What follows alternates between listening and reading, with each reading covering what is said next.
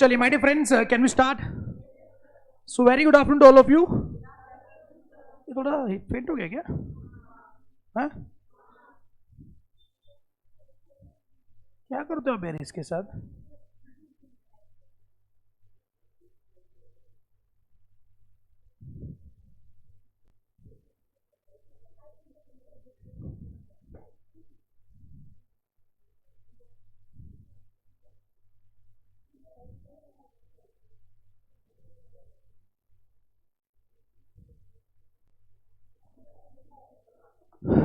चलो ठीक है, देख लेते क्या है।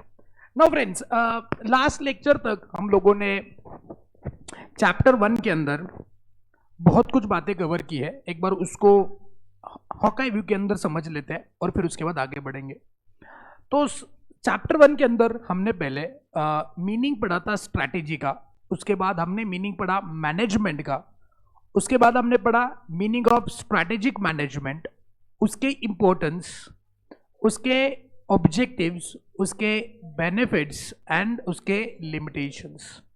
Then we started discussing the levels in the business from the view point of strategy making या स्ट्रैटेजिक मैनेजमेंट, या फिर उसको हम लोग स्ट्रैटेजिक लेवल्स भी कहेंगे। उसके अंदर 3 लेवल्स थे। पहला था कॉर्पोरेट लेवल, दूसरा था बिजनेस लेवल, तीसरा था फंक्शनल लेवल। कॉर्पोरेट लेवल में होते CEO, board of directors, corporate executives. उसके बाद बिजनेस लेवल पे होते हैं divisional managers and the functional level पे आते हैं सारे फंक्शनल मैनेजर। आईटीसी अगर आपको याद है तो आईटीसी को हमने इसी स्ट्रक्चर के अंदर पढ़ा हुआ था। फिर मैंने आपको बताया था कि इस चैप्टर के अंदर एक पॉइंट है that is strategic vision, mission, goals and objectives. ये हम लोग वहां पे नहीं पढ़ेंगे, मतलब इसके बाद लगेज नहीं पढ़ेंगे, थोड़े स्ट्रैटेजीज को पढ़ लेते हैं। Then will come to know कि विजन क्या होता है, मिशन क्या होता है, गोल्स एंड ऑब्जेक्टिव्स कैसे सेट करते हैं, बिकॉज वो भी काइंड ऑफ बीकॉम टाइप मसाला है।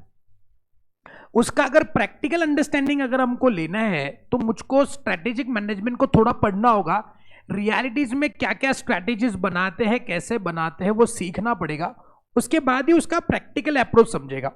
आज अगर मैं आपको वो पॉइंट सिखाऊंगा तो आपको लगेगा नहीं सर नॉर्मली है, इसका कोई रिलेवेंस ही नहीं है, बस एग्जाम के लिए रटूंगा निकल जाऊंगा। हाँ, एट द एंड हमको वही करना है, एग्जामिनेशन के लिए क्या पॉइंट याद रखने हैं वो समझना है। बट उसको समझने के लिए, याद रखने के लिए थोड़ा बहुत तो प्रैक्टिकल अप्रोच अगर दिमाग में क्लियर होगा तो हमारे लिए थोड़ा सा केक वॉक हो जाएगा, so that we can remember it accordingly. सही बात है, तो उसको थोड़ा सा हम लोग स्किप करते हैं। नाउ चैप्टर 1 और चैप्टर 2 के अंदर एक छोटी छोटी बातें हैं जिसको पहले हम लोग समझेंगे।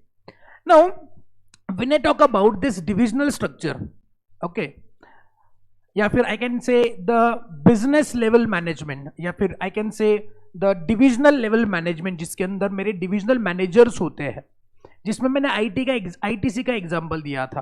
तो आईटीसी के अंदर क्या था, पहले हेड ऑफिस था, फिर उसके नीचे क्या थे, अपने सारे डिविजनल मैनेजर थे। क्यों थे?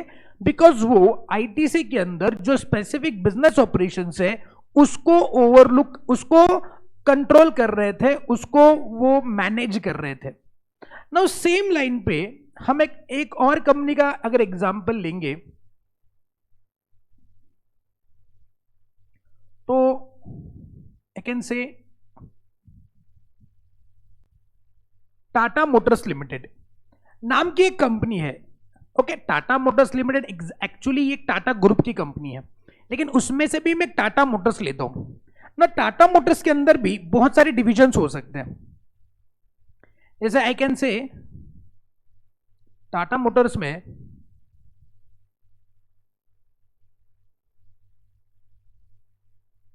पहला मानते हैं हेवी मोटर व्हीकल यूनिट और दूसरा कहेंगे लाइट मोटर व्हीकल यूनिट। तो ये दो यूनिट में टाटा मोटर्स जो है वो ऑपरेट करती है। जैसे ITC cigarette, FMCG, hospitality etcetera में डील करती थी, वैसे टाटा मोटर्स इन दो यूनिट से अपने बिजनेस को डील करती है। हेवी मोटर व्हीकल में वो बसेस बनाते हैं, ट्रक्स बनाते हैं, कमर्शियल व्हीकल्स बनाते हैं, और लाइट मोटर व्हीकल में पैसेंजर व्हीकल्स बनाते हैं। Passenger in the sense cars and all, जो अभी उनके चल रहे हैं फैमिली कार्स बनाना, वो उनके इस यूनिट का काम है। आप मुझको बताएंगे जैसे डिविजनल स्ट्रक्चर में उनके खुद के कस्टमर्स अलग थे, उनका खुद का सेट ऑफ ऑपरेशन था, उनके सेट ऑफ प्रोडक्शन हुआ करते थे, उनके सेट ऑफ सप्लायर हुआ करते थे। वैसे टाटा मोटर्स काम तो गाड़ियां मैन्युफैक्चरिंग करने का ही करते हैं, बट गाड़ियों में भी बाइफर्केशन है। आज लाइट मोटर व्हीकल जो कार सेगमेंट है, फैमिली कार वगैरह बनाते हैं, उस सेगमेंट के जो स्ट्रैटेजीज हम बनाएंगे उससे ऑल टुगेदर डिफरेंट मेरा हेवी मोटर व्हीकल है, ट्रक्स, उनका काम करने का तरीका अलग होगा। हाँ कि ना? अरे यहां पे ट्रक ड्राइवर्स उनके कस्टमर्स है, यहां पे ट्रक ड्राइवर्स नहीं, यहाँ पे फैमिली नॉर्मल यूजुअल पीपल जो अपने फैमिली के लिए कार परचेस करता है, खुद के लिए कार परचेस करता है, वो उनके कस्टमर्स है। दोनों के कस्टमर्स ऑल टुगेदर डिफरेंट है, दोनों के प्रोडक्ट्स ऑल टुगेदर डिफरेंट है, दोनों का ऑपरेशंस ऑल टुगेदर डिफरेंट है। तो स्ट्रैटेजी भी अलग अलग होना चाहिए ना। तो टाटा मोटर्स ने भी क्या किया, अपने ये दो डिवीजन बना लिए और लाइट मोटर व्हीकल के डिवीजन के लिए एक सेट ऑफ फंक्शंस बना दिए और उसके अंदर सेट ऑफ मैनेजमेंट बना दिए, group of people, and heavy motor vehicle के लिए भी एक ग्रुप ऑफ पीपल बनाया जो उसको संभालेंगे। दोनों एक दूसरे को कल्यूड नहीं करेंगे। हाँ, एट द एंड वो रिपोर्टिंग किसको करेंगे? टाटा मोटर्स को ही करेंगे। सही बात है। अब मैंने जो आपको यहाँ पे एक्सप्लेनेशन दिया ना, that explanation is useful for defining the term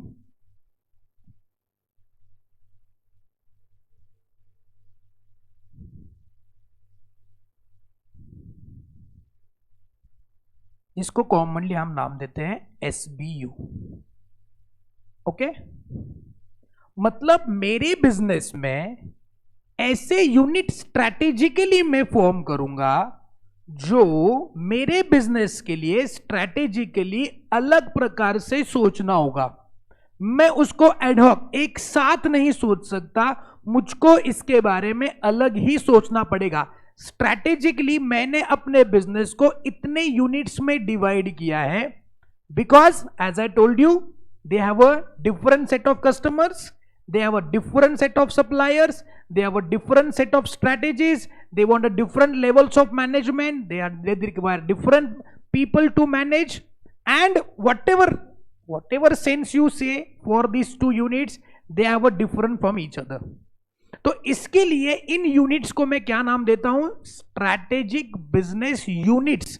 business तो एक ही है बट उसको स्ट्रैटेजी के लिए मैंने क्या किया है? डिवाइड किया है, इसलिए उसको कहेंगे स्ट्रैटेजिक बिजनेस यूनिट। स्ट्रैटेजिकली मेरे होल बिजनेस से अलग किया हुआ यूनिट, इसलिए उसको नाम देते हैं strategic business unit. Old syllabus में इसमें बहुत चर्चा होती थी, लेकिन अभी इसका मीनिंग जो है आपके डिविजनल स्ट्रक्चर से मेल खाता है। उससे सिमिलर है, इसलिए इसको इसी स्ट्रक्चर में डाल करके खत्म कर दिया है। पहले मुझको अलग से इसको दोबारा पढ़ाना पड़ता था, लेकिन अभी अच्छी बात है कि इसी के अंदर उन्होंने उसको डिवाइड किया हुआ है, यानी कि उसके अंदर मर्ज किया हुआ है। तो यू सी हियर कि एक हेडक्वार्टर होगा कॉर्पोरेट स्ट्रेटेजी, तो आई कैन सी हियर इसका नाम हम लोग क्या देंगे, कॉर्पोरेट लेवल, इजंट इट? ये कॉर्पोरेट लेवल ही हुआ ना बच्चों। उसके बाद फिर मैं क्या करूंगा, डिविजन्स बनाऊंगा। क्या बनाऊंगा? डिविजन्स बनाऊंगा। आईटीसी एग्जांपल छोड़ो, अभी टाटा का एग्जांपल याद रखो। तो मैं एक एसबीयू 1 बनाऊंगा, एसबीयू 2 बनाऊंगा, एसबीयू 3 बनाऊंगा। क्यों बनाऊंगा? Because they have a different setup all together, what ever sense you may से। तो टाटा मोटर्स के लिए टाटा मोटर्स लिमिटेड यहां पे आएगा, और उनका हेवी मोटर व्हीकल यहां पे आएगा, लाइट मोटर व्हीकल यहां पे आएगा, एंड अगर कोई दूसरा होगा तो वो तीसरा। टाटा मोटर्स के अंदर वैसे 2 ही यूनिट है, तो हम 2 अलग अलग यूनिट बनाएंगे, 2 अलग अलग ऑपरेशंस करेंगे। उनका मैन्युफैक्चरिंग भी एक जगह पे नहीं होएगा, दोनों के प्रोडक्शन प्लांट भी अलग ही होंगे, दोनों का प्रोडक्शन मैनेजर अलग अलग होएगा। बिकॉज जो हेवी मोटर व्हीकल मैन्युफैक्चरिंग करेगा ना, उसको कार में एक्सपर्टीज कैसा होएगा, और जो हेवी मोटर व्हीकल का मैन्युफैक्चरिंग का प्रोडक्शन मैनेजर होगा वो एक ही काम करेगा, तो उसको एक्सपर्टीज ज्यादा आएगा ना। वो कार भी बनाएगा, ट्रक भी बनाएगा, पता चला कार के पुर्जे ट्रक में लगा दिया, ट्रक के पुर्जे कार में लगा दिए, ट्रक है कि कार है क्या पता, क्या चला रहा हूं। नहीं, पहले ऐसे होता था। That was the problem faced by the Tata, पहले ऐसे होता था। इसलिए down the line 10-15 years Tata की कार इतनी ज्यादा नहीं चलती थी, बिकॉज सोच ही वैसी थी। हाँ कि ना? अर्लियर है ना, हमारे पास एक मारुति 800 कार थी। ओके, यूजुअली हर एक का पहले उस जमाने में जो पहली कार होती थी वो मारुति 800 ही हुआ करती थी। तो हमने पहले मारुति 800 कार परचेस करी, और उसके बाद वी थॉट कि थोड़ा सा बड़ा गाड़ी लेते हैं, तो हमने वो इंडिका एक नाम की गाड़ी आती थी, इंडिगो मांजा नाम की बड़ी गाड़ी आती थी, सिडान टाइप आती है, तो इंडिगो मांजा नाम की गाड़ी परचेस की। सो लंबी गाड़ी थी, एकदम चौड़ी चौड़ी, उसका डिक्की इतना बड़ा था कि मैं भी उसमें जरा समा जाता था, इतना बड़ा डिक्की था उसका। मैं उस गाड़ी में आगे कभी नहीं बैठता था। जैसे यूजुअली मैं पापा कार चलाते तो सामने बैठने की आदत है, एक तो ड्राइवर सीट पे या फिर को पैसेंजर सीट पे हम लोग बैठेंगे, लेकिन उस गाड़ी में मैं हमेशा पीछे बैठता था, बिकॉज जगह इतनी थी ना कि ट्रक में बैठने से फील आता था, मतलब निवान सो सकते, निवान सो सकते। तो मैं और मेरी बहन हमेशा पीछे बैठते थे, हम निवान सोते थे गाड़ी में, मम्मी आगे बैठती थी, हम निवान पैर डाल के सो रहे इधर। बीच बीच में गद्दे डाले थे हमने, गद्दे मतलब गद्दे नहीं होते सर, राउंड करना है बीच में डालना है, हम वैसे सो जाते थे। इतना बड़ा स्पेस था, समझ ही नहीं आता था कि ट्रक है कि कार है कि क्या है, मतलब स्पेस ही स्पेस। फीचर्स के नाम पे जीरो, स्पेस के नाम पे भरमसाठ स्पेस। तो फिर जब मैंने को समझा ये, तो मैंने एक रिजल्ट उसका क्या बोलते हैं निचोड़ निकाला कि ऐसा क्यों है। बिकॉज ये एक ही प्रोडक्शन मैनेजर बनाता है, और ट्रक वाला जो बंदा गाड़ी ट्रक बनाएगा ना, वो कार में बैठेगा, उसको लिए क्या है इतना सा जगह दिया है, उसको बड़ा करो थोड़ा, तो वो बड़ा कर रहे हैं। ट्रक में फीचर देंगे क्या, ट्रक में एसी देंगे क्या, ट्रक में म्यूजिक सिस्टम देंगे क्या बढ़िया वाला, नहीं, जितना नॉर्मल लगता है ना उतना ही फीचर दे दो, ज्यादा फीचर नहीं देने का इसको। तो सोच वैसी है। इस इंजन भी ट्रक का इंजन बना करके उनको पता है, अब कार का इंजन में उनको ज्यादा एक्सपर्टीज नहीं है। एक समय ऐसा आया कि टाटा मोटर्स का जो लाइट मोटर व्हीकल का यूनिट है उसको बेचने की सोच रहे थे टाटा मोटर्स के CEO that time. Ratan Tata नहीं थे सीईओ, कोई और सीईओ था। तो वो उन्होंने बताया कि भैया एक काम करते इसको बेचते, because of this unit we face the losses. Indica नाम की पहली कार बनाई, उसको इंडिका नाम क्यों दिया, because that was the car whole and sole manufactured in India. आज भी अगर कोई कार मैन्युफैक्चरर है, मारुति हो या कोई भी हो, वो इंजन को इंपोर्ट करते हैं, मतलब इंजन को इंपोर्ट करते हैं, मतलब इंजन की टेक्नोलॉजी इंपोर्ट करते हैं। जैसे मारुति ने सुजुकी के साथ टाइप किया हुआ है, तो जापान में जो सुजुकी का इंजन बनता है वो सेम टेक्नोलॉजी इंडिया में लाते हैं, इंडिया में वैसा सेटअप करते हैं, पूरा टेक्नोलॉजिकल सपोर्ट जो है वो जापान से आता है। बाकी कंपनी तो Hyundai कोरियन कंपनी, वो तो कोरिया से अपना टेक्नोलॉजी लाएंगे, बाकी टोयोटा है वो जापान से आएगा, फोर्ड है वो यूएस से आएगा। So they have their own set of technological setup, जिसकी वजह से जिसको यूज करके वो कार के इंजन को मैन्युफैक्चरिंग करते हैं, इंडिया में ही करते, टेक्नोलॉजी बाहर चलाते। इंडिका ऐसा कर था, टाटा ने सोचा पूरा इंडियन टेक्नोलॉजी बेस बनाएंगे, और रिजल्ट भी वैसे ही आया। 1 साल 2 साल 3 साल चलेगा, उसके बाद वो जवाब देना शुरू करेगा। और एक कार के सेटअप को करना छोटी बात नहीं होती, लाखों करोड़ों रुपए उसमें इन्वॉल्व होते हैं। You see how Tata Nano failed. It was a blunder for the Tata. They thought that कि Tata Nano could be a game changer in this segment, but Tata Nano failed drastically. You know what is reason behind Tata Nano's failure? What do you think कि Tata nano successful हो जाना चाहिए था जितना उसका hype बनाया था? प्रोबेबली आपका जन्म हुआ था उस टाइम पे 2005-6 के अराउंड टाटा नैनो लॉन्च हुआ था। आप थे उस समय पे? 1-2 साल के होंगे। कितने साल के थे? 2006 में। You born in 2006 all of you? 5, 6, 4 1980 2000 to 2006। अच्छा ठीक, मतलब उसी साल में आपका जन्म हुआ है। अच्छा, दैट्स वाई टाटा नैनो और आपका सिचुएशन सेम है। मतलब ड्रीम रे, ड्रीम लोगों का ड्रीम है। आप वैसे भी आप कैसे ड्रीम पीपल हो आपके घर वालों के लिए, वैसे Tata Nano was a dream for the Ratan Tata, is a baby of the Ratan Tata. So आप भी अपने मम्मी पापा के लाड़े दुलारे प्यारे हो, वो बात कर रहा हूं मैं, don't think otherwise. Online students please pay attention, मैं क्या बोल रहा हूँ। हाँ जी, हाँ, टाटा नैनो फेल क्यों हुआ कोई बताओ? मार्केटिंग ही गलत हुआ। मतलब it is very odd to digest this fact कि how such big company can fail in marketing,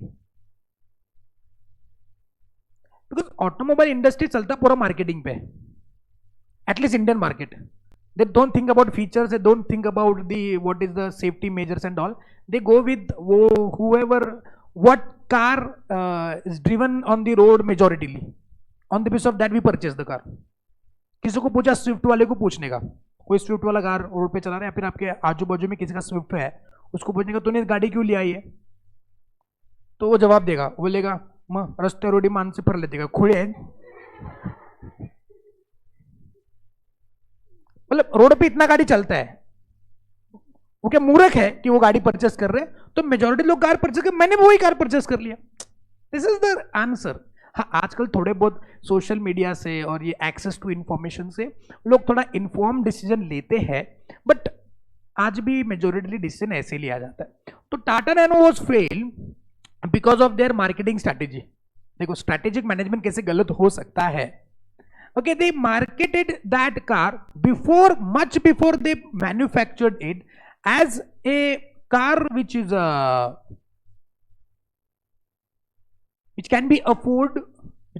which is affordable to the Indian lower middle class family. That is 1 lakh rupee car. That is लख टकिया car. That was the slogan. लख टकिया car, 1 lakh में car मिलेगी। तो अगर कोई बंदा nano purchase करेगा तो उसके साथ तो हर एक टैग जुड़ गया कि ये गरीब है, मतलब गरीबों की कार। ऐसे करके उस कार को क्या किया हुआ उन्होंने, मार्केट किया हुआ है। समझे कि नहीं समझे? सो लख टकिया कार। तो आज मैं नैनो परचेस करूंगा तो लोग मुझको गरीब समझेंगे। इससे बेटर है मैं कुछ और पैसे इन्वेस्ट करूं, 50-60 हजार रुपए, और 1.5-2 लाख में मारुति का सेकेंड हैंड कार परचेस कर लूं। ऑल्टो वगैरह उस टाइम पे सेकेंड हैंड 1.5 लाख 2 लाख के बीच में आता था। तो उस कार के साथ ये टैग अटैच नहीं है कि मारुति ऑल्टो है या 800 है, तो उसके साथ ये अटैच नहीं। हाँ है तो वही सेम सीन, बट उसके साथ ये टैग नहीं है ना, इसलिए it got fail. But that was a really very good car. Nano was a really very good car. Maruti के ऑल्टो, इससे सेफ्टी बहुत अच्छा था उसके अंदर, आज भी अच्छा ही है। फिर उसके बाद बहुत दिनों के बाद उनको लगा कि ये गलत हो गया। Then they manufactured Tata Nano with the world's most expensive car tag. उन्होंने उसके अंदर स्टीयरिंग व्हील के ऊपर सारे हीरे जवाहरात चिपका दिए, गियर टूल के ऊपर हीरे वगैरह लगा दिए। मतलब concept car, it is not for the sale purpose, but they thought कि we should change the perspective of the people for looking at this car. तो उन्होंने क्या कर दिया, उस कार को ऐसा कुछ मॉडिफाई किया कि वो दुनिया की सबसे महंगी कार बन गई। 2-3 करोड़ का कीमत था उस कार का, कॉन्सेप्ट कार का जो उन्होंने बनाया। तो दे मार्केटेड लाइक दैट, बट उस समय तो बहुत देर हो गया और इसलिए टाटा नैनो फेल हो गया। तो इतना बड़ा सेटअप बनाया, पहले प्लांट वेस्ट बंगाल के सिंगूर इलाके में लगाने वाले थे, west Bengal, but due to the political interference they need to change and फिर वो गुजरात चला गया पूरा plant.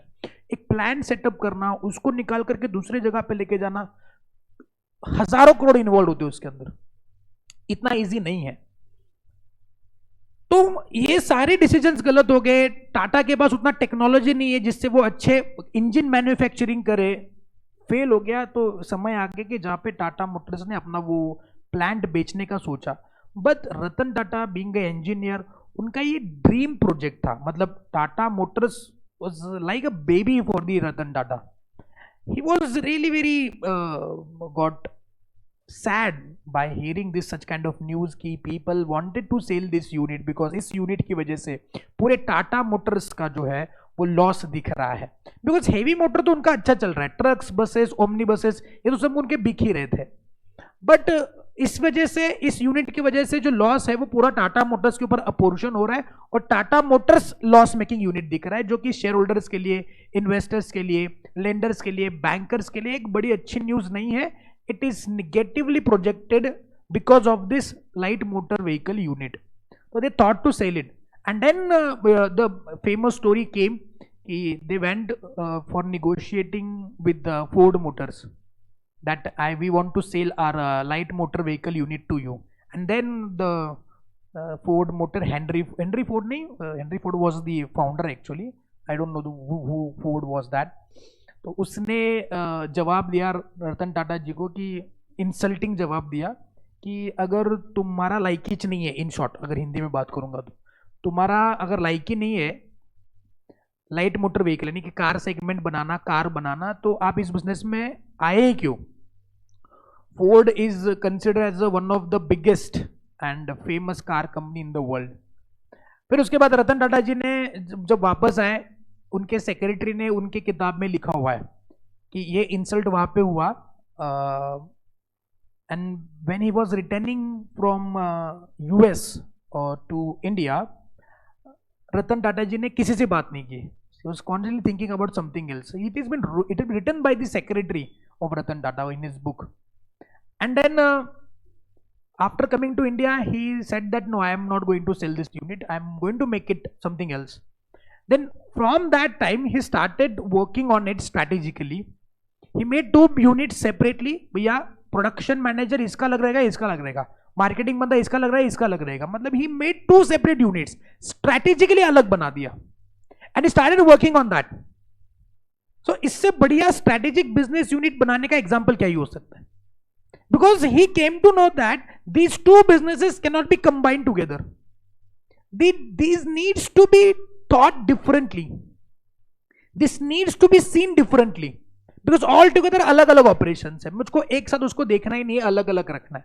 And then after some years when Ford Motors wanted to sell their Land Rover and Jaguar, Ratan Tata thought that we should purchase that. But that time also many strategic managers, consultant suggested that you should not purchase that because Ford जैसी बड़ी company अगर Land Rover Jaguar को बेच रही है because it is a very loss making unit for them, we are not expert in that making luxury cars.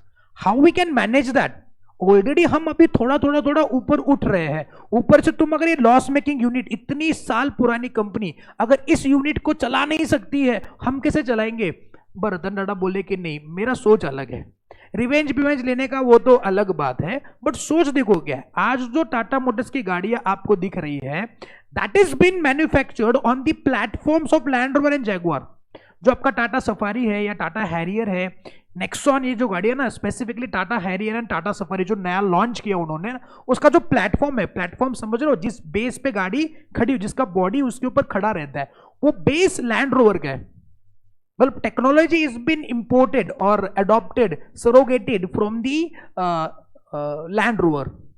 इसलिए जैसे driving dynamics होते हैं, कभी कार अगर आप कोई चलाता है या फिर उनको इंटरेस्ट है, कि मोड पे गाड़ी कैसा स्टेबिलिटी रहेगा, उसका ब्रेकिंग सिस्टम कैसा होएगा, how body react, body roll नहीं होना चाहिए, कार अच्छा चलना चाहिए, स्मूथ चलना चाहिए, शॉक ऑब्जर्व्स अच्छे होने चाहिए, उसके लिए बेस जो होता है ना प्लेटफॉर्म वो बढ़िया होना चाहिए. So that technology has been used from the Land Rover. So वो सोच 2008 में रखी थी, आज है 2025. 2020 से टाटा मोटर्स इतना अच्छा चल रहा है, आज इतने बड़े बड़े लोगों को टक्कर दे रहा है. The first time in the history of automobile sector Nexon beats the Maruti Suzuki in selling the number of units in a calendar year. मतलब इतने सालों से, लगभग 30-40 सालों से मारुति सुजुकी के ही कार्स बेस्ट सेलिंग, मतलब मैक्सिमम यूनिट सेल वही करते थे. तो first time in the history of automobile sector Nexon जो कार है टाटा का, that mean sold in large number, largest selling unit in the automobile sector. Last 2 साल से वही चल रहा है. सो ये सोच 2008 में थी, तब जाकर के इसके फ्रूट्स आज आए हैं. तो that is very importance of strategic management. You see, goals define करना, मिशन बनाना, विजन बनाना, स्ट्रेटेजिक मैनेजमेंट का डेफिनेशन हमने देखा ना, यही तो और क्या ही होता है, सेट करना. कॉर्पोरेट लेवल ये सेट करता है. तो back to this now strategic business unit, he was thinking differently. अब ये जो सोच है ना लैंड रोवर जगुआर को लेना, it is been not thought from the viewpoint of Tata Motors का heavy motor vehicle ना. Because when he came back to India, he thought that it needs to be differentiated, needs to be thought differently. बात समझे? Strategic business unit, I guess now concept is clear to you. पक्का? हाँ, अब इस strategic business unit में क्या होगा, अलग अलग functions होंगे, जिसको हम लोग क्या नाम देते बच्चों? फंक्शनल लेवल, जिसके अंदर टाटा मोटर्स के हेवी मोटर के अलग प्रोडक्शन मैनेजर होंगे, मार्केटिंग मैनेजर होंगे, और लाइट मोटर के अलग प्रोडक्शन मैनेजर वगैरह वगैरह, इंजीनियर वगैरह सब अलग होंगे. Now it need not to be again further discuss because we have already discussed in the levels of management, that is strategic levels. सही बात है. तो एक काम करेंगे, हेडिंग लिखेंगे. आई डोंट थिंक दैट कि इस पे सवाल अभी बन सकता है, बिकॉज ज्यादा डिस्कशन पहले था, अब नहीं है, बट बोल नहीं सकते, कुछ भी हो सकता है. तो अब हेडिंग देंगे strategic business unit. Strategic business unit.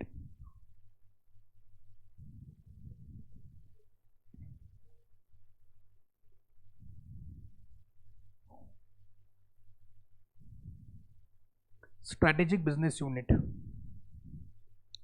अगर जगह है ना आपके पास, एक आध लाइन का जगह है ऊपर, तो ऊपर ने हेडिंग देना पोर्टफोलियो एनालिसिस. क्या है नाम है, क्या मतलब इसका बताऊंगा बाद में, बस हेडिंग देकर को portfolio analysis. Portfolio analysis.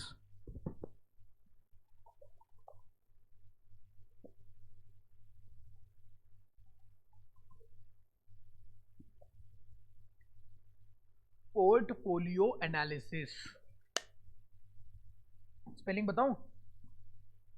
Spelling पता है ना?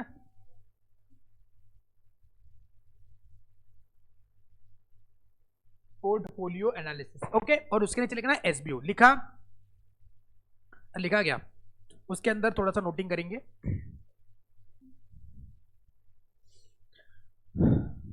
स्ट्रेटेजिक बिजनेस यूनिट के बाजू में ब्रैकेट में एसबीयू लिखना. SBU, SBU.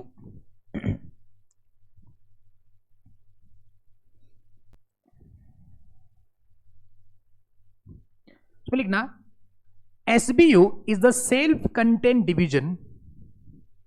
SBU is the self-contained division. SBU is the self-contained division of the organization. Of the organization. Of the organization. Next point. It has its own functions. It has its own functions like finance, production, marketing, etc. Marketing, etc.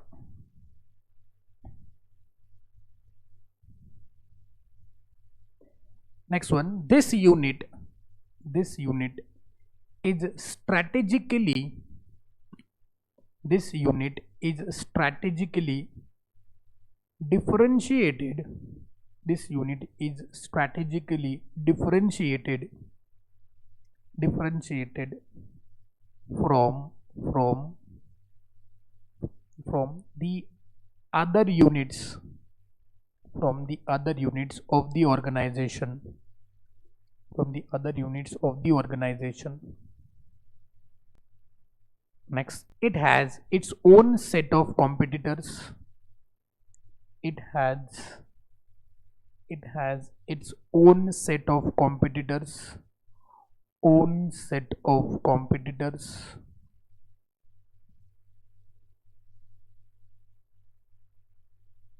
comma customers, comma operations, etc., comma operations, etc. operations, etc. Every business organization, next point, every business organization needs to think differently. Every business organization needs to think differently,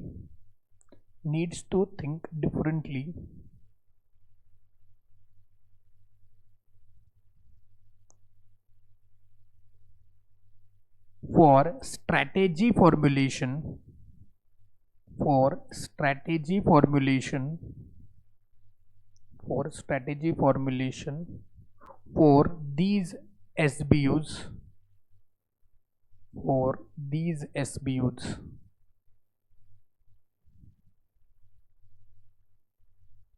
okay. Now ये जो है इसको आप copy कर सकते हो, इस chart को कॉपी कर सकते हैं। ऊपर क्या लिखेंगे, कॉर्पोरेट स्ट्रैटेजी, डैश करके लिखना कॉर्पोरेट लेवल, कॉर्पोरेट स्ट्रैटेजी, बाजू में कॉर्पोरेट लेवल, एग्जाम्पल लिखेंगे हेडक्वार्टर या हेड ऑफिस, समझे कैसे लिखना है। ऊपर लिखना कॉर्पोरेट स्ट्रैटेजी, या फिर काम करो ना आप ये लिख सकते हैं, टाटा मोटर्स का एग्जाम्पल लिखो, यहाँ पे लिखना कॉर्पोरेट लेवल,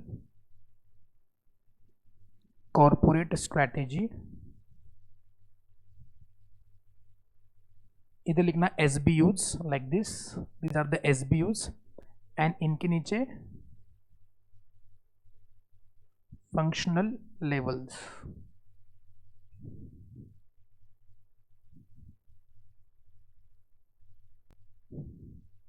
प्रोडक्शन, फाइनेंस,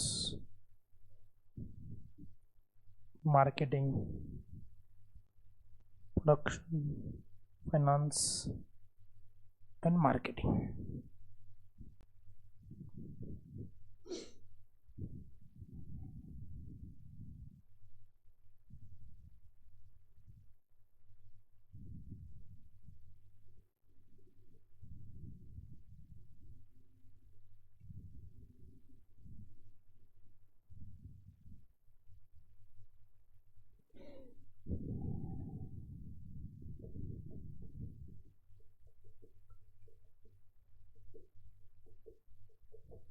पूरा दुकान लेके आ गए क्या?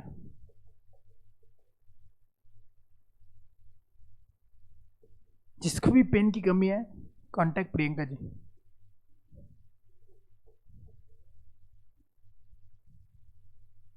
इतने सारे पेन यूज करेंगे तो बेटा समझेगा ना कि हेड पॉइंट कौन सा है और सब पॉइंट कौन सा है और एक्चुअली में कंटेंट क्या है।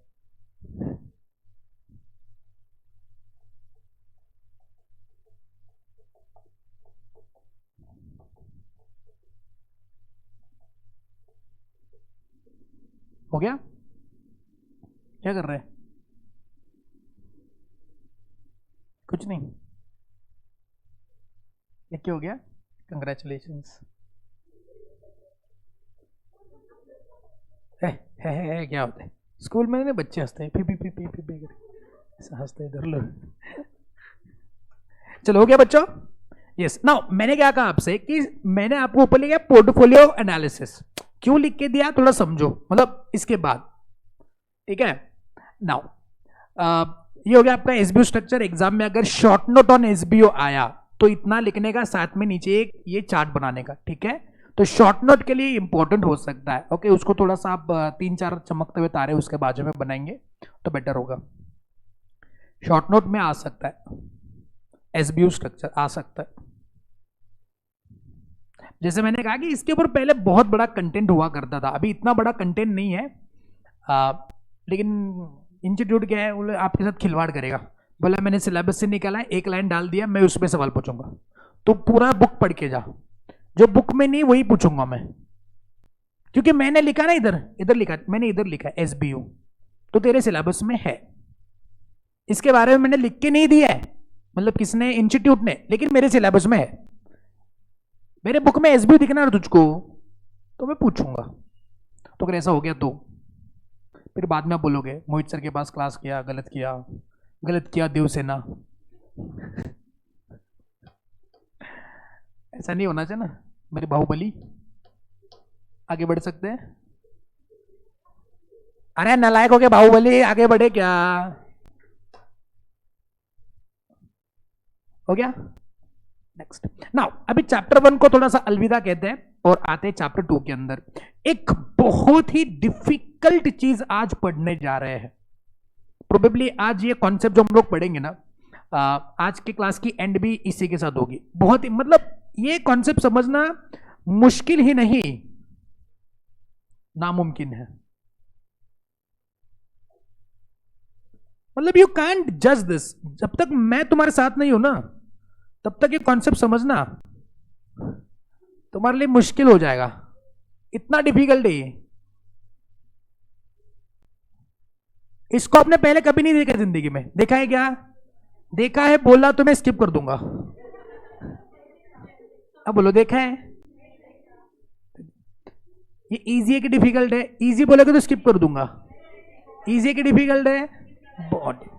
One of the important and one of the most difficult concept ever that I have taught so far and I will teach in further. इतना डिफिकल्ट है। तुमको आता है क्या ये? आता है क्या? नहीं आता ना? तो पढ़ो, अभी सुनो मेरे से। इस कॉन्सेप्ट का नाम है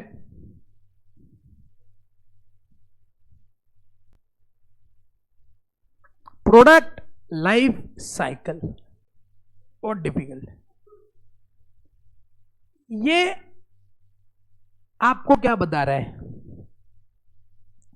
ये बता रहा है कि आज अगर कोई कंपनी का कोई प्रोडक्ट है या फिर मल्टीपल प्रोडक्ट्स है, तो किसी भी इंडिविजुअल प्रोडक्ट का अपना एक लाइफ साइकिल होता है।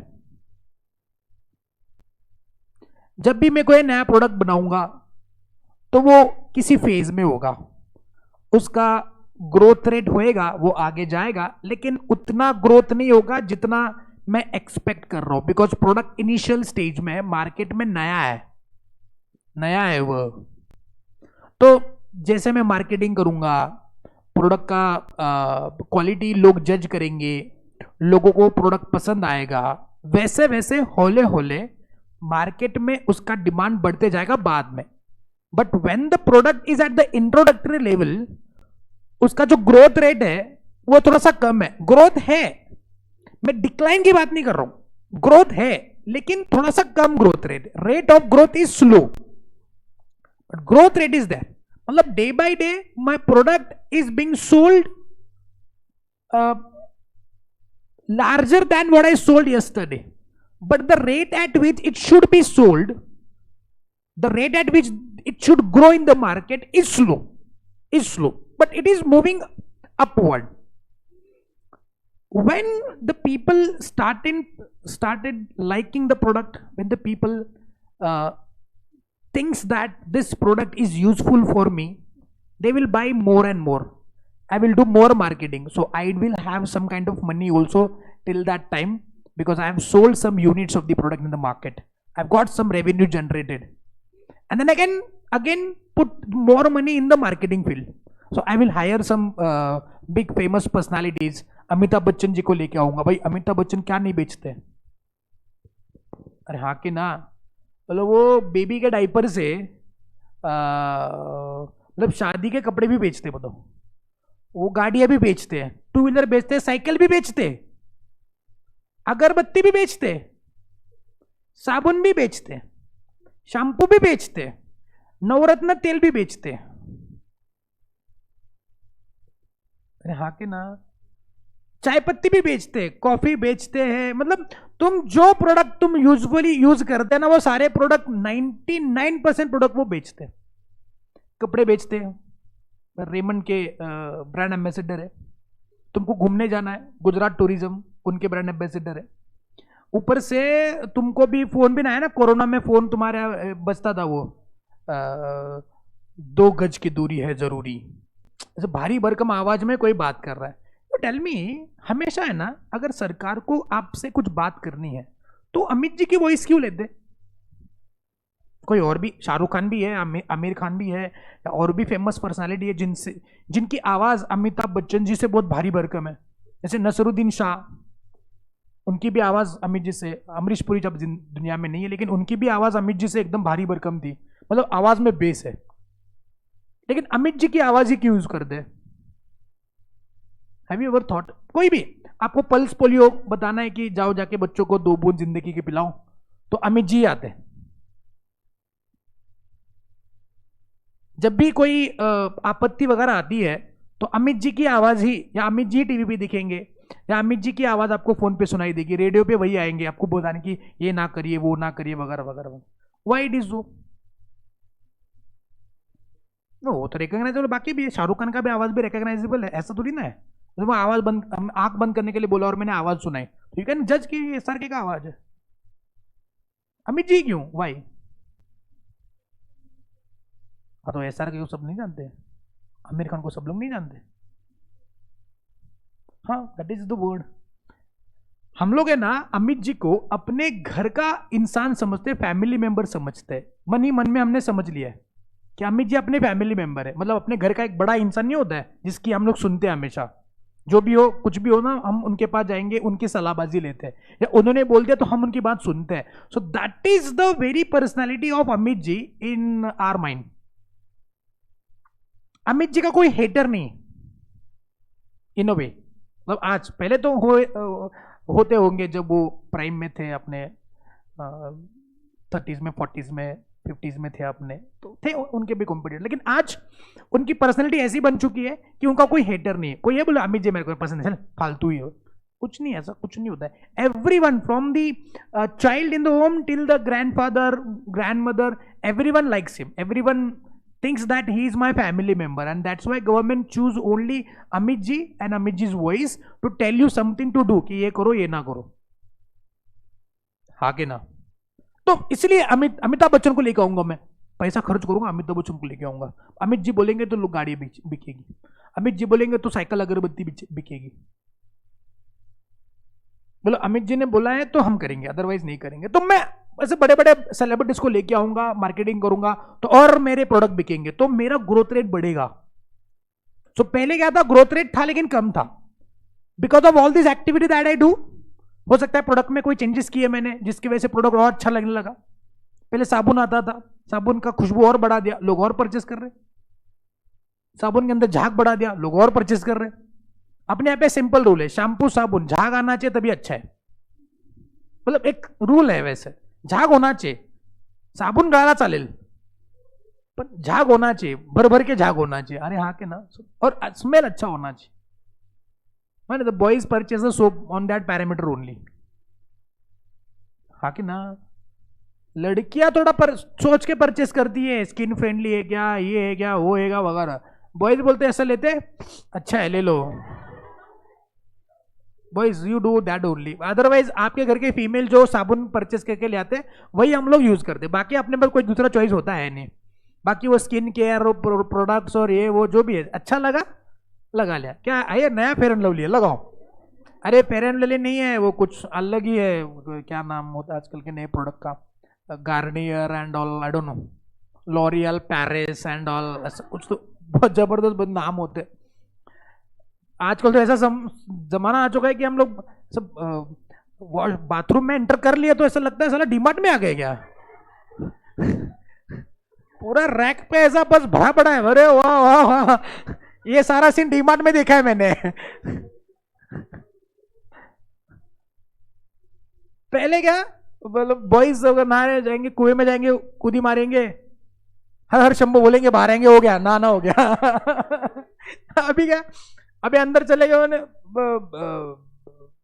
मुंह को लगाने वाला फेस वॉश अलग है, बॉडी वॉश अलग है, ये साबुन लगाएंगे, ये लगाएंगे, वो सब, मतलब नहाने के बाद वो क्या क्या लगाते हो, बहुत कुछ चीजें होती है भाई। वो हो गया, वो अभी मैं बाथरूम से बाहर आ गया, अभी जैसे मैं चला गया ड्रेसिंग रूम एरिया में चला गया, वहां पे अलग सीन है। याद कैसे रहता है वो नहीं समझता मुझको कि ये कब लगाने का होता है। नहाने के बाद आएंगे तो एक क्रीम लगाएंगे, फिर वो क्रीम लगाने के बाद और एक क्रीम होता है जो उस क्रीम को कंपैटिबल होता है, फिर वो एक क्रीम लगाएंगे, फिर एक 10-15 मिनट के बाद उसको कंपैटिबल करने के लिए और एक क्रीम होता है, फिर बाहर जाने टाइम पे सन क्या बोलते हैं, सनस्क्रीन एक नाम का कोई चीज आया नया मार्केट में, वो लगाएंगे। उसके बिना बाहर ते लावल्याशिवाय बाहेर पडायचं नसते अजिबात। कुछ फर्क पड़ता है क्या उससे? पड़ता है नहीं, कुछ रोज फर्क नहीं पड़ता है, जो होता है वैसे ही होता है, तुमको बस वो टेम्पररी सेटिस्फेक्शन देता है। अपने आप ही इतना धूप है ना, कितना भी सनस्क्रीन लगाओ 2 मिनट के अंदर पसीना आएगा, सब निकल जाएगा।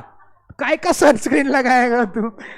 सन उबदा बोल रहे तू जितना स्क्रीन लगाने लगा, मैं इधर अपना टेम्परेचर बढ़ाएगा। और वैसे भी अगर तुम नहीं सर हम लोग कार में घूमेंगे, तो कार में अगर घूमेंगे तो सनस्क्रीन लगाने की गरज ही क्या है? तो कार में ही घूमता है। क्या गरज है तुमको? वैसे ये सारे मार्केटिंग गिमिक्स होते हैं, वैसे इन लोगों के चोचले होते हैं। मैं आपको क्यों बता पाता हूँ ये, बिकॉज हम लोग है ना एक एफएमसीजी कंपनी को ऑडिट करते थे पहले, स्टॉक ऑडिट करते थे, not exact audit, stock audit. तो I went there and I started checking this, you कितने यूनिट है, कितना स्टॉक है वगैरह।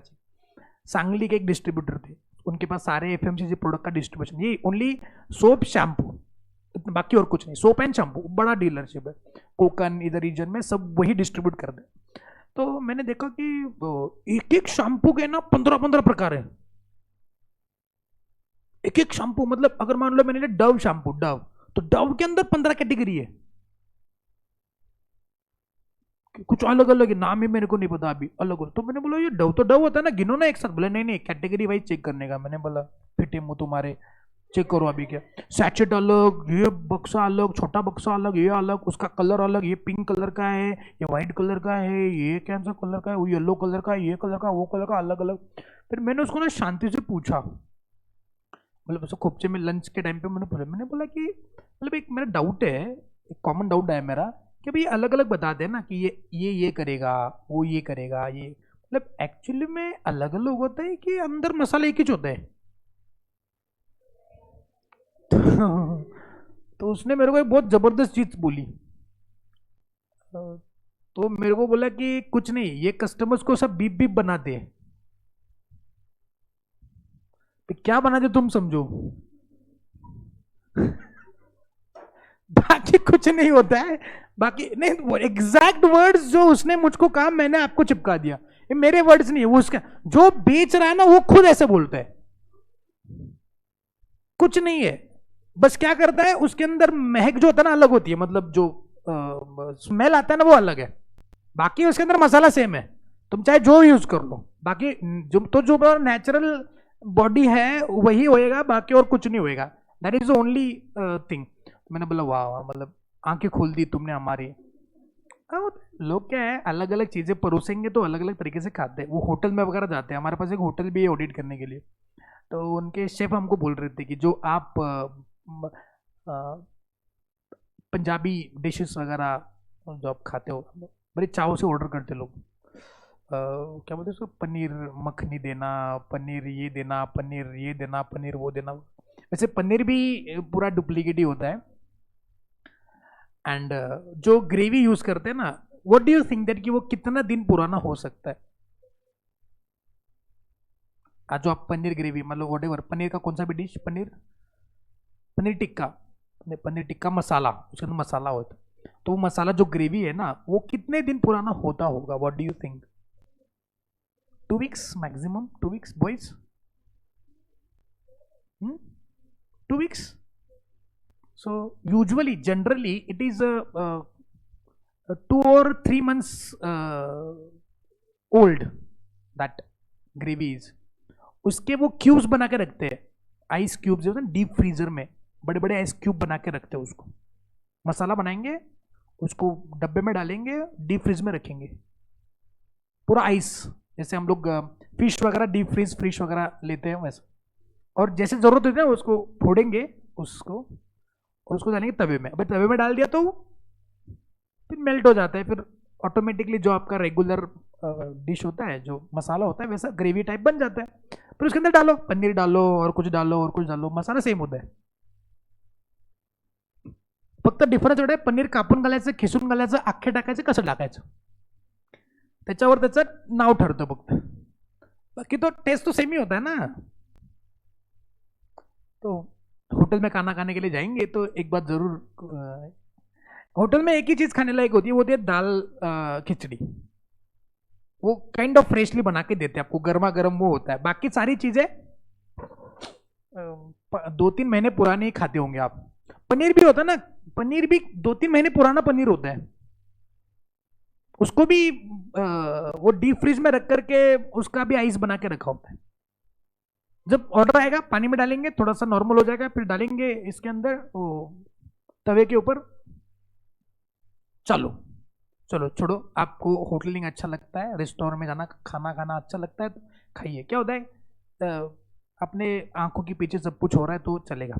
When I started doing audit of the hotel, that time I came to know कि ऐसा सीन भी होता है। फिर उसके बाद मैंने बाहर पनीर खाना बंद कर दिया। सब पहले बहुत अच्छा लगता था, wow mouth watering, yummy, photo वोटो खींच के डाल रहे लोग, उनका भी अलग स्वैग होता है। तो मैं क्या बात कर रहा हूँ कि हाँ, मैं पैसा खर्च कर लिया, मेरा प्रोडक्ट बिक रहा है, अभी ग्रोथ रेट बढ़ रहा है बढ़ रहा है बढ़ रहा है बढ़ रहा है, लेकिन कहाँ तक जाएगा? At some point of time मेरे को कॉम्पिटिटर आएगा, या लोगों का टेस्ट प्रेफरेंस चेंज होगा, या लोग मेरे प्रोडक्ट से ऊब जाएंगे, या मैंने अपने प्रोडक्ट के अंदर अपडेट नहीं लाया, वॉट एवर रीजन, मेरे प्रोडक्ट का ग्रोथ रेट थोड़ा रुक जाएगा। मतलब अभी ग्रोथ होएगा ही नहीं। सो अभी मेरा सेल जो पहले था उतना ही है। पहले क्या था, थोड़ा सा था, ग्रोथ रेट कम था, उसको एकदम बढ़ना शुरू हो गया। उसके बाद due to all this things, change in the customer taste and preferences, market में नए कंप्यूटर आ गए, मेरा कोई नया अपग्रेड नहीं आया, कुछ भी हो सकता है, मेरा सेल कम नहीं हो रहा है, बट उतना ही रह रहा है जितना पहले था, पिछले साल था, उसके पिछले साल था। और एक समय ऐसा आ जाएगा जहां पे मेरे प्रोडक्ट की डिमांड मार्केट में कम हो जाएगी, उसका सब्स्टिट्यूट प्रोडक्ट मार्केट में आ गया, कॉम्पिटिटर आ गया, तो वो सेम प्रोडक्ट ला रहा है ना, तो मेरा ग्रोथ रेट रुकेगा नहीं, मतलब मेरा सेल कम नहीं होगा, बिकॉज मैं भी वो बेच रहा हूं, वो भी वही बेच रहा है, तो मेरा सेल उतना ही है, स्टैग्नेंट है। बट अगर मान लो कोई सब्स्टिट्यूट प्रोडक्ट मार्केट में आया, लोगों ने चाय पीना बंद कर दिया, कॉफी पीना ज्यादा चालू किया, थोड़ा सा भारी लगता है ना, स्टैंडर्ड लगता है, but we don't take tea, we like coffee, और वो भी वो लुवाक कॉफी, मतलब जबरदस्त। लुवाक कॉफी बात है, डाल देता हूँ ग्रुप पे, डाल देता हूँ, देख लेना लुवाक कॉफी के बारे में जानकारी लेंगे। पता है ना तुमको लुवाक कॉफी? हाँ, जिनको नहीं पता है निवांत रहो, तुम सुनोगे तो कॉफी पीना बंद कर दोगे, छोड़ो। तो सब्स्टिट्यूट प्रोडक्ट मार्केट में है। पहले लोग कॉटन के कपड़े पहनते थे, उसके बाद टेरिकॉट आ गया, टेरिकॉटन, इसको हम लोग थोड़ा सा कॉटन मिक्स कपड़ा बोलते हैं, तो उसकी वजह से कॉटन का डिमांड कम होगा, तो ऑटोमेटिकली माय डिमांड फॉल्स, मेरा मार्केट शेयर कम हो जाएगा। सो आप कोई भी प्रोडक्ट उठा के देखो मार्केट में, वो इसी लाइफ साइकिल से गुजरेगा। पहले इंट्रोडक्शन फेज में थोड़ा ग्रोथ होगा, उसके बाद ग्रोथ फेज में आएगा जहां पे ग्रोथ रेट बहुत ज्यादा होगा, फिर वो आएगा मैच्योरिटी लेवल पे जहां पे ग्रोथ रेट तो नहीं होगा बट मेरा सेल भी कम नहीं होगा, एंड एट द एंड वो क्या होगा, डिक्लाइन फेज में चला जाएगा जहां पे मेरा मार्केट शेयर और डिमांड मार्केट में बड़ा ही कम हो जाएगा। तो every product goes from this life cycle through out it's life. और इसी थ्योरी को वो क्या नाम देते बच्चों? आपको थ्योरी तो पता है ऑलरेडी, मेरे को पता है कि ये सारी बातें आप ऑलरेडी पढ़ चुके हो, but what is the relevance of it in the strategic management? What do you think? Exam में ये आता है, थ्योरी तो कोई भी बता देगा, इसका रेलेवेंस बताओ ना, कि आपको इंट्रो लेवल पे क्या स्ट्रेटेजी अपनानी है, ग्रोथ फेज में क्या स्ट्रेटेजी अपनानी है, मैच्योरिटी में क्या स्ट्रेटेजी अपनानी है, पैसा डालूं कि नहीं डालूं, और पैसा इन्वेस्ट करूं कि नहीं करूं, मैं मैच्योरिटी में हूं, बताओ, और पैसा इन्वेस्ट करूं कि नहीं करूं? क्यों करने का भाई, मत करो। हमें ग्रोथ फेज में और पैसा डालो, डिक्लाइन में डाइवेस्ट करो, एग्जिस्टिंग बिजनेस में से पैसे लिक्विडेट करना शुरू करो, बिकॉज अभी तुम जितना चाहे कूदी मारो, तुम्हारा डिमांड बढ़ने वाला है नहीं. So from strategic management point of view, from the strategic manager's point of view, from strategic formulation point of view, I need to know कि मेरा प्रोडक्ट इस लाइफ साइकिल में कौन से फेज पे आ चुका है, and accordingly I should think about it. हाँ कि ना? क्या स्ट्रेटेजी अपनानी है? एग्जामिनेशन में आपको प्रैक्टिकल क्वेश्चन बनाएंगे, आपको बोलेंगे ऐसा ऐसा प्रोडक्ट है, ऐसा ऐसा मैनेजर है, उसका प्रोडक्ट अभी यहाँ पे आ चुका है, उसके पास ये प्रॉब्लम है, ये है, वो नहीं है. अब बताओ what strategy should opt.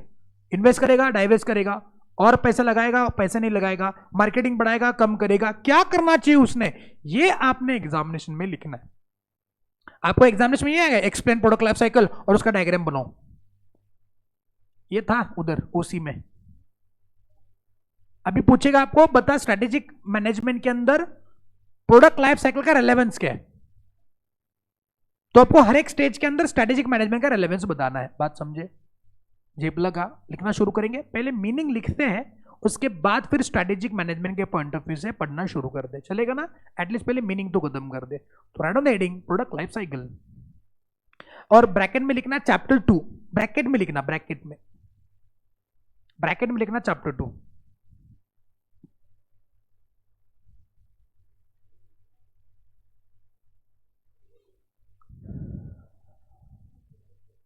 Product life cycle लिखना हेडिंग, और ब्रैकेट में लिखना रेफर चैप्टर 2 या चैप्टर 2. समझे क्या? चैप्टर 2 की सारी बातें हम लोग नहीं पढ़ने वाले हैं, उसका एक कॉन्सेप्ट पढ़ने वाले हैं. मेरे जवानों कुछ समझा क्या रहा तुमको? ठीक, गुड, वेरी गुड. हेडिंग दिया तो उसमें लिखना शुरू करेंगे PLC. PLC stands for, PLC is the S-shaped curve, S-shaped curve which exhibits, exhibit मतलब shows the relationship of sales with the time.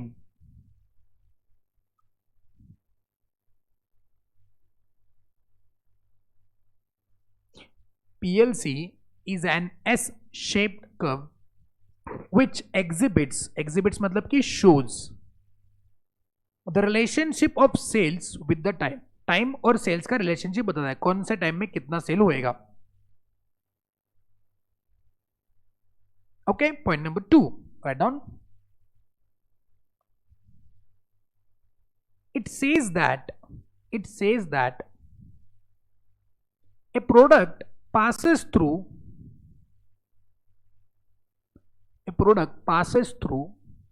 4 successive stages. 4 successive stages. That is introduction. That is introduction. Growth, maturity and decline.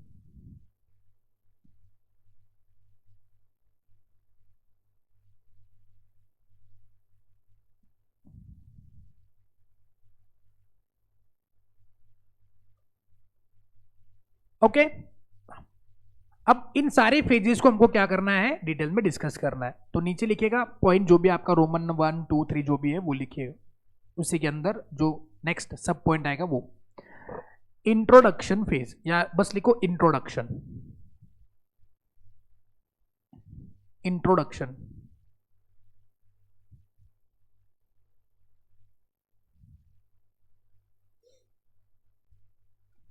उसमें लिखना it in this phase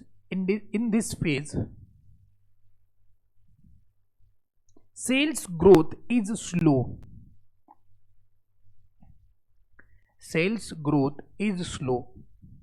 क्यों slow होगा? Because product market में नया है. हाँ, अब प्रोडक्ट मार्केट में नया है तो उसको कंपटीशन भी ऑलमोस्ट नेग्लिजिबल ही होएगा ना.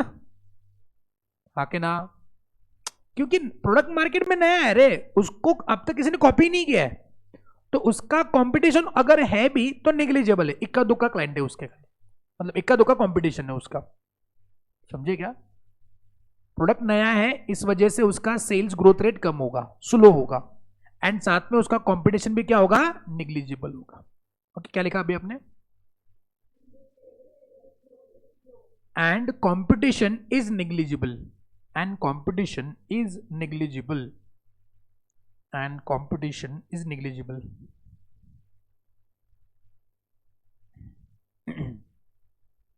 Prices are relatively high, prices are relatively high. सारे लोग अंबानी नहीं होते रे, इंट्रो पे ही फोकट में बांटे, हाँ कि ना? जैसे रिलायंस ने जियो लॉन्च किया, फोकट में बांटा, क्यों? बहुत पैसा उसके पास, सबको परवड़ेगा नहीं है, तो यूजुअली इनिशियली वो प्राइसेस हाई रखेंगे, क्यों? बिकॉज मार्केट में प्रोडक्ट नया है, तो people might think that this could be a new product which is useful for me, they are ready to pay high prices.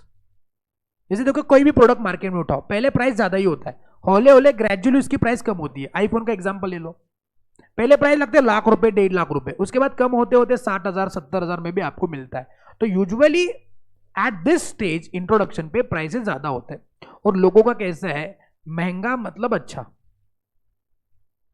ये इंडियन मार्केट की mentality है, जो ज्यादा महंगा होगा वो ज्यादा अच्छा होगा। अगर प्राइस किसी ने कम रखा है तो लोग क्या सोचते हैं, हाँ मतलब अच्छा नहीं होगा।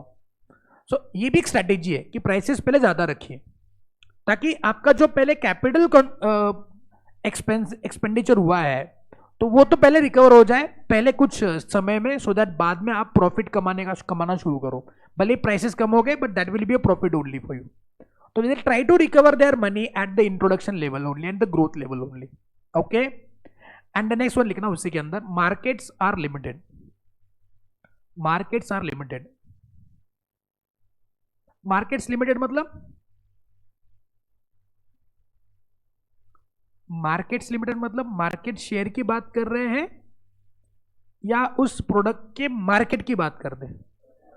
प्रोडक्ट के मार्केट मतलब कि आज वो प्रोडक्ट प्रोबेबली ज्योग्राफिकली अलग अलग लोकेशंस पे नहीं बेचा जा रहा है, पहले वो कुछ लिमिटेड जगहों पे बेचा जाएगा, उसके बाद पॉपुलर होने के बाद अलग अलग ज्योग्राफिकल लोकेशन, ब्रांचेस, एजेंसीज के थ्रू वो कस्टमर्स तक पहुंचेगा। पहले लिमिटेड ज्योग्राफिकल लोकेशन में मार्केट्स उसका कम होगा, पहले प्रोडक्ट डोमेस्टिक होगा, लेकिन एक्सपोर्ट कर देंगे हम लोग। Let the product get successful in domestic market, let the product get successful in region, then in the state, then in India, and then export.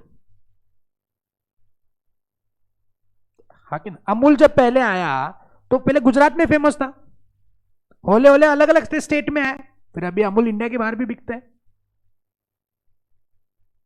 हाँ कि ना? सो इसलिए इंट्रोडक्शन फेज पे मार्केट्स क्या होते हैं, लिमिटेड होते हैं। अच्छा, ये जो वर्ड मैंने बताया वो वर्ड याद करने हैं आपने। ओके, क्या क्या वर्ड याद करने हैं? ग्रोथ रेट स्लो है, कंपटीशन निग्लिजिबल है, प्राइसेस ज्यादा है, मार्केट्स क्या है बोलो ये बात को।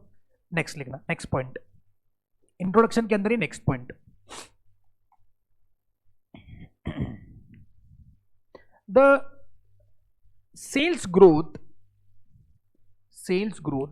is lower, sales growth is lower because lack of awareness amongst the customers, lack of awareness amongst the customers.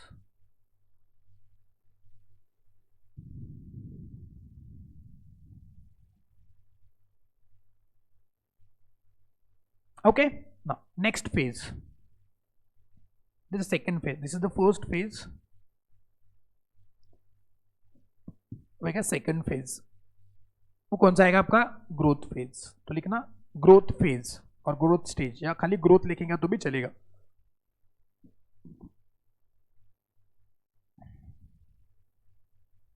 उसमें लिखना demand for the product will increase rapidly, demand for the product increase rapidly,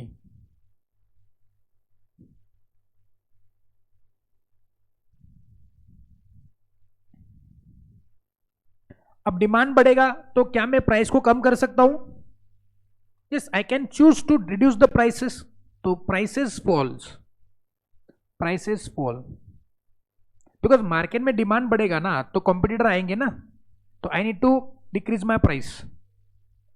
अब India में कैसा है, एक ने चाय का टपरी डाला तो बाजू में दूसरा वाला आके डालता ही डालता है, और उसके बाजू में दूसरा आएगा, उसके बाद तीसरा आएगा, तो कंपटीशन बढ़ेगा तो they have to decrease their price. Competition increase लिखा, prices falls, competition increase, and market expands, and market expands, and market expands. Then आएगा third phase, that is maturity stage.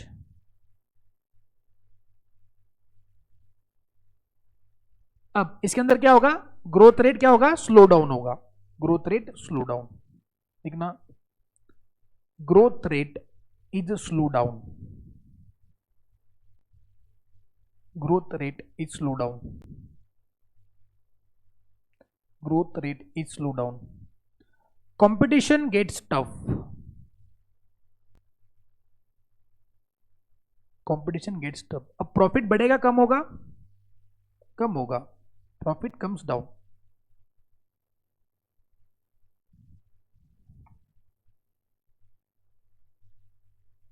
And last one आएगा fourth stage of PLC, that is decline.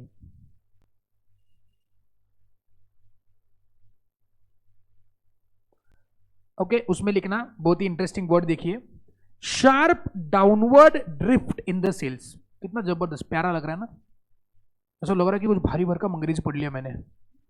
Sharp downward drift in the sales, ऐसा लिखोगे तो बढ़िया मजा आएगा ना, क्योंकि सजेशन में यही वर्ड आएंगे, याद करने भी आसान है, बढ़िया लगेगा, कुछ तूफानी क्या ऐसा लगेगा। शार्प डाउनवर्ड ड्रिफ्ट, ड्रिफ्ट का मतलब क्या होता है,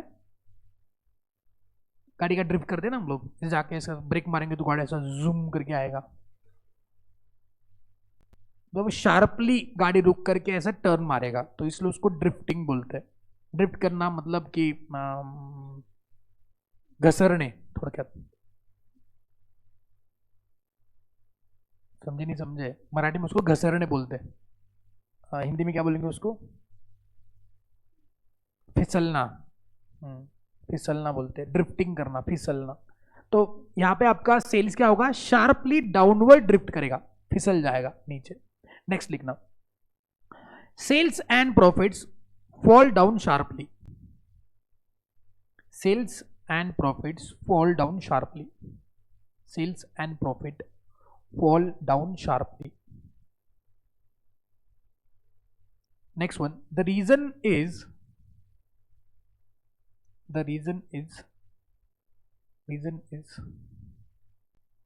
availability of substitute products,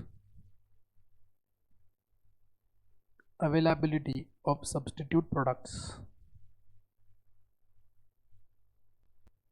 of substitute products. Okay, और अभी आपका चहेता काम करिएगा, इस डायग्राम को कॉपी करिएगा अपने नोटबुक में। एग्जाम में अगर प्रोडक्ट लाइफ साइकिल पे सवाल आया ना, तो you should draw this diagram, समझे क्या, जिसमें देखिए अगर मैं उसको एक्सप्लेन करूंगा तो एक्स एक्सिस पे होएगा आपका टाइम, और वाई एक्सिस पे होगा आपका सेल्स, और ये आएगा एस शेप कर्व, सेम जैसा है वैसा कॉपी करेंगे।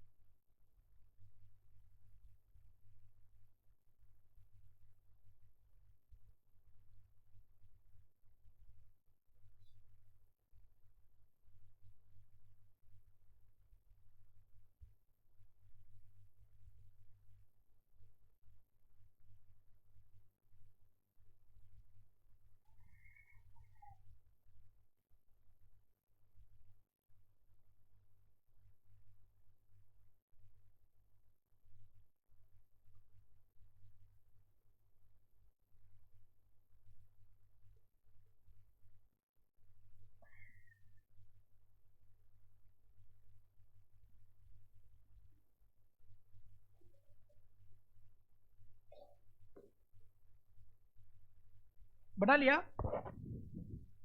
अरे बना लिया क्या? अब इसके अंदर और एक सवाल आता है, that is advantages of product life cycle. Okay, उसको अभी नहीं पढ़ेंगे, आज नहीं पढ़ेंगे, बिकॉज अभी टाइम एग्जॉस्ट हो चुका अपना एसएम का। तो इसको हम लोग क्या करेंगे कल के लेक्चर पे, यानी कि परसों के लेक्चर पे, दैट इज मंडे को डिस्कस करेंगे। ठीक है, बताएंगे। आज का लेक्चर क्लियर बच्चों?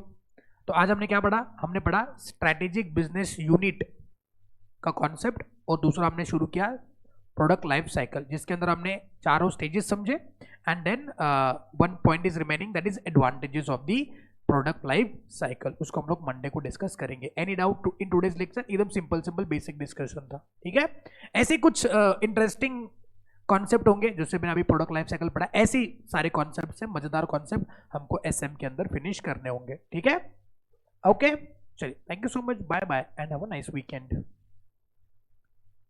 मैंने चैप्टर 1 का कॉपी डाला हुआ है आई गेस एसएम का ग्रुप पे। चैप्टर 2 का भी डाल दो क्या? नहीं, आई गेस मैंने पूरा बुक ही डाल दिया है एसएम का। एसएम का पूरा बुक ही डाल दिया, लूट लो। उसका हार्ड कॉपी मिलेगा, लेकिन टिल दैट टाइम उसको रेफर कर लो। ठीक है, ब्रेक के बाद मिलते हैं ऑडिट के लिए।